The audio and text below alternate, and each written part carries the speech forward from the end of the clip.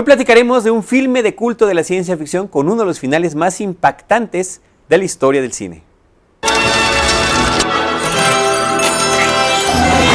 1968 es un año importantísimo en lo que tiene que ver con la historia del cine de ciencia ficción. Dos películas que se convirtieron en bases importantísimas de esta vertiente cinematográfica son estrenadas ese año. Una es, la primera que se dio es la que vamos a hablar el día de hoy, El planeta de los simios, y la otra es 2001, Odisea del espacio, de Stanley Kubrick. 2001 pues tiene su propia historia, hablaremos de ella en otro momento. El día de hoy, Roberto, platicar de esta cinta basada en la novela del escritor francés Pierre Boulle, que ha sido adaptada en varias ocasiones al cine, diferentes cosas, ¿no? Tan solo la primera película tuvo 4 secuelas, un remake, 2 series de televisión y ahora viene una precuela este mismo año. Pero el filme impactó muchísimo, era la primera vez, entre muchas otras cosas, que un actor tan reconocido como Charlton Heston participaba abiertamente en una película de este género. Sí, era un actor que se había convertido como en un prototipo del héroe norteamericano para el cine hollywoodense, porque había hecho ya películas bíblicas, como interpretar a Moisés, por ejemplo. Esta película es importante también en su contexto sociohistórico, Carlos, porque nos plantea una situación de ficción, sí, pero que la historia, que me parece muy original, tiene que ver con preocupaciones propias en esa época de fines de los 60 acerca de lo que consideraban que era la decadencia de la civilización occidental y de que ésta podía extinguirse en un momento dado. Y qué mejor planteamiento en términos de propuesta que la historia que nos ofrece, que nos está hablando de una involución en lo que sería el destino propio de la raza humana.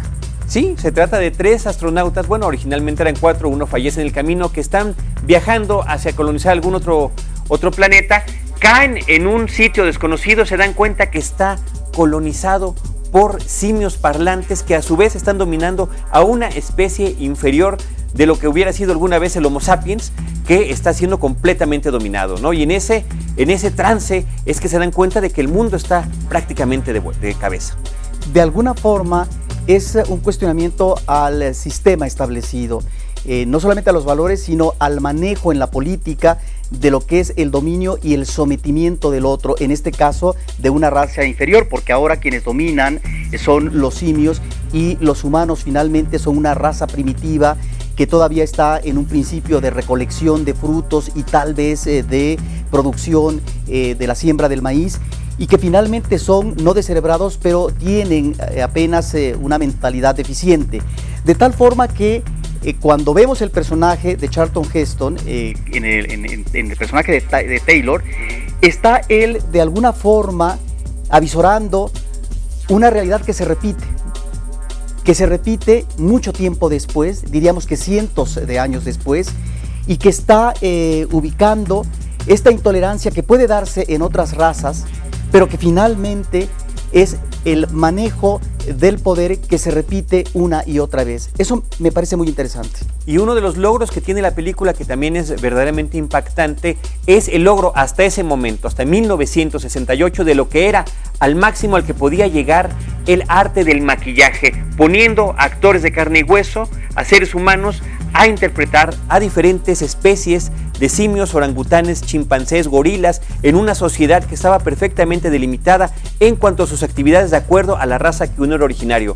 Los chimpancés son los científicos, los gorilas son los que tienen que ver con el ejército, y los orangutanes son los científicos y también son los políticos. Es una suerte también pues de caricatura de lo que somos como humanidad y a dónde podemos llegar.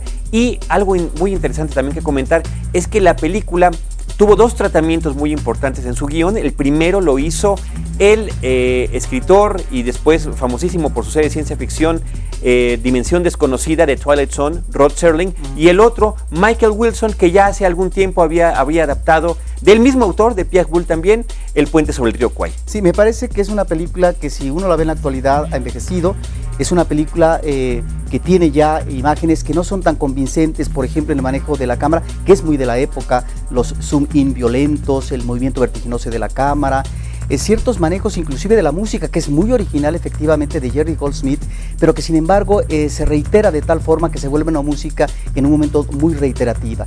Creo yo que el personaje central de Charlton Heston es un personaje humano que entraña la contradicción de la condición humana y también de lo que es esta actitud a veces de egoísmo y de la visión hacia el otro, no como una visión de confraternidad y solidaridad, sino también que entraña la misma contradicción ante situaciones que él no ha resuelto del todo en su vida como ser humano. En ese sentido me parece que debemos rescatar este personaje de la película. De la saga fílmica y televisiva, esta es la película más importante de todas. Los invitamos a que la conozcan, es una cinta interesantísima y si no, que se lleguen a sorprender una vez más con ese tremendísimo final que tiene la película. Tremendo también como el tiempo que se nos concluye el día de hoy. Nosotros nos despedimos, les agradecemos mucho que nos acompañen, Roberto y yo lo agradecemos y también les invitamos a que nos manden sus comentarios a filmorama@efectotv.com, filmorama@efectotv.com. Nosotros regresaremos en nuestro próximo episodio con cine, cine y más cine.